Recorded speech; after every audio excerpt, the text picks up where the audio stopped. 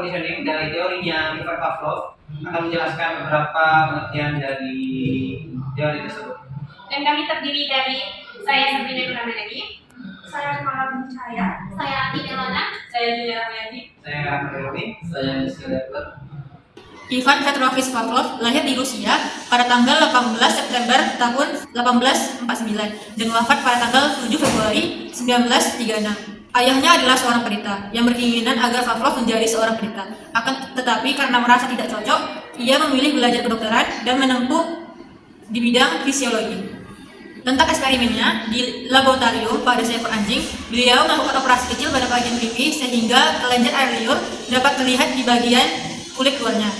Kondisi anjing tersebut terpisah dari suara luar dan penglihatan. Lampu dinyalakan, anjing tersebut bergerak sedikit, tetapi air liur tidak keluar. Saat diberikan serbuk daging, anjing tersebut merasa lapar dan memakan serbuk daging. Alat perekam mencatat pengeluaran air liur yang banyak. Nah, prosedur ini beberapa kali dilakukan. Kemudian lampu dinyalakan, akan tetapi serbuk daging tidak diberikan, namun anjing tersebut tetap mengeluarkan air liur. Anjing ini belajar mengasosiasikan dinyalakan lampu dengan makanan. Secara sederhana peristiwa ini, Pavlov kemudian mengeksplorasi fenomena eksperimen tersebut dan kemudian mengembangkan satu studi perilaku atau behavioral study yang dikondisikan yang dikenal dengan classical conditioning. Classical conditioning adalah model pembelajaran yang menggunakan stimulus untuk membangkitkan rangsangan secara alamiah melalui stimulus lain. Menerapkan teori classical conditioning menurut Ivan Pavlov, teori classical conditioning adalah sebuah prosedur yang menciptakan refleks baru dengan cara mendatangkan suatu stimulus untuk sebelum terjadinya refleks tersebut. Dengan adanya stimulus yang berupa sebuah reward, peserta didik lebih menyenangkan, lebih menyukai seorang guru tersebut karena adanya stimulus yang diberikan, reward yang diberikan oleh guru. Jadi mahasiswa atau peserta didik itu tidak merasakan ada yang kebencian atau sikap acuh tak acuh. Mereka lebih menyukai ajaran yang diajarkan oleh guru tersebut.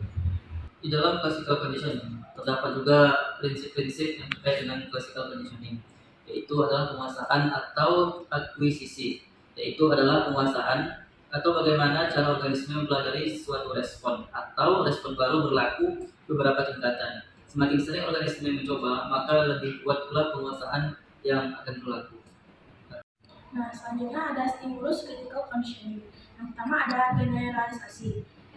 Stimulus ini Pavlov juga akan menggunakan lonceng yang berbeda nada membuat generalisasi bahwa suara yang berbeda atau hampir sama mungkin diikuti dengan respon. Yang kedua ada diskriminasi, yaitu sesuatu organisme mampu untuk bergerak balas ke suatu rangsangan yang berbeda tetapi tidak ke rangsangan yang lain. Nah, yang ketiga ada penghapusan atau extinction. Jika sesuatu rangsangan terlazim tidak diikuti dengan rangsangan tak terlazim, lama-kelamaan organisme itu tidak akan melakukan respon. Jadi kesimpulannya adalah secara sederhana dari peristiwa ini, kemudian Pavlov mengeksplorasi dari fenomena tersebut.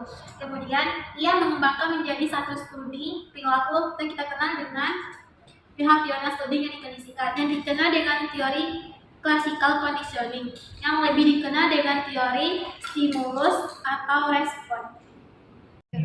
Sekian dari kelompok 1, lebih dan kurang